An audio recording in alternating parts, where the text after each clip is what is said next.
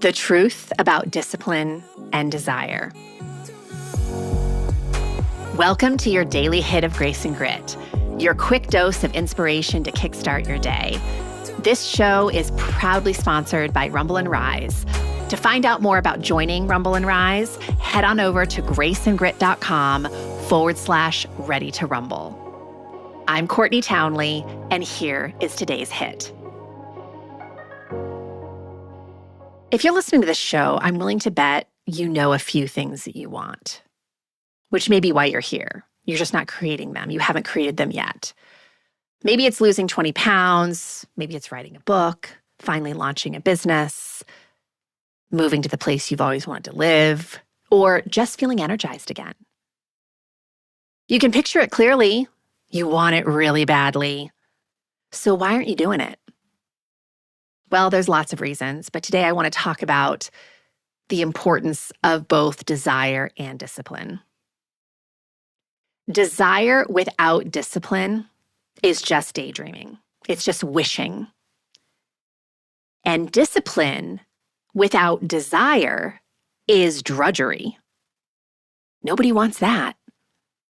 You need both to create meaningful change. And more than that, to create sustainable, meaningful change. But most of us are stuck on one side or the other of that equation. We're either all in with desire or we're all in with discipline. And we're not finding that sweet spot in the center that actually moves our life forward.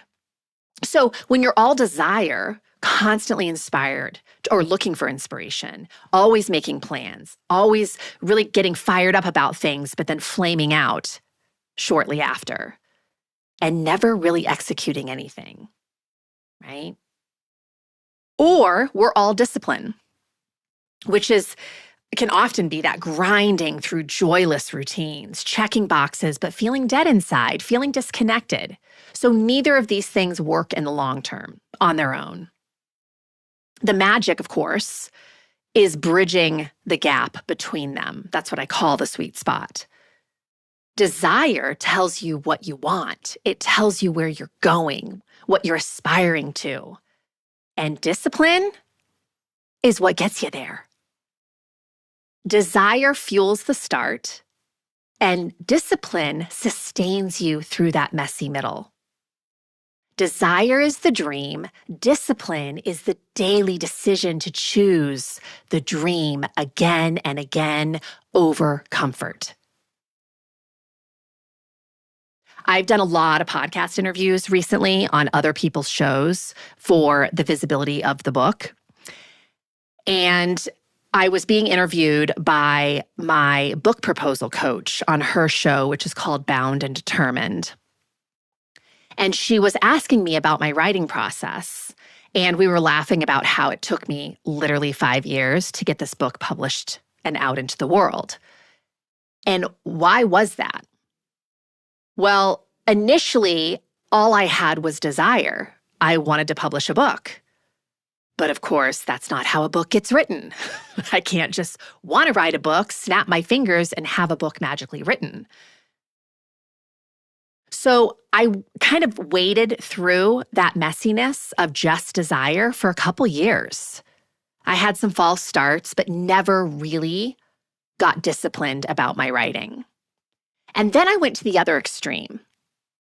I really tried to be incredibly disciplined about the process in order to get the book written. So I created a writing schedule. I was going to write so many words per day. I was going to write these days of the week. It was going to be at this time. And I tried to convince myself that those things were non-negotiable. But to be totally honest with you, that just felt flat. It felt so not fun. And so I had to kind of have a reckoning with myself. Like, okay, Courtney, you literally can't be all desire because we know that's not going to create it. Like, you're not going to do any work in that space. And you can't be all discipline because that just makes it a miserable process. And you're not going to write a book that you believe in by only being in miserable process. That's not going to be good. So what I figured out was I really had to write from a place of devotion. And I've talked about this before on this show, but I just can't emphasize it enough that I think devotion is the sweet spot in the center of desire and discipline. Or I've often said devotion is the sweet spot between grace and grit. But in this conversation today, devotion is that sweet spot. So we build the bridge between the two by first getting clear on what we desire. Not the vague, I want to be healthier, but a specific, compelling vision that makes you feel something. I call this your power vision because I'm always working on helping women to really live life from their power. And so I want them to visualize, what the heck does that even mean for you? And that reveals what they desire. And then we have to start identifying small, disciplined actions that will move them closer to really embodying that vision. It's not a perfect plan. It's not an obstacle-free process.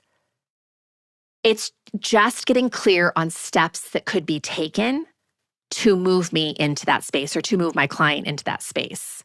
And then, of course, the real work is in the doing of it. You can't just identify where you want to go and how you could get there.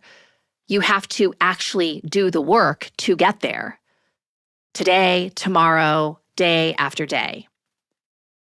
So discipline isn't deprivation. It's devotion to what you desire most.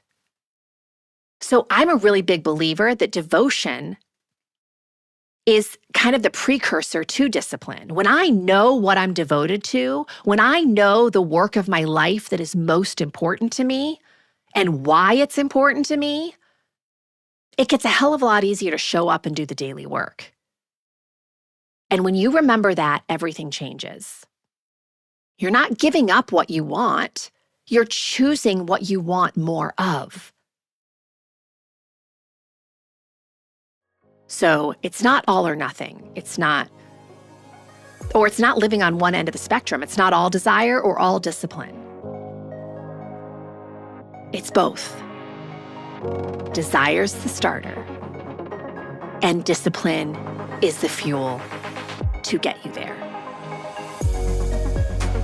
If this stirred something inside of you, imagine what a whole book of clarity and courage could ignite.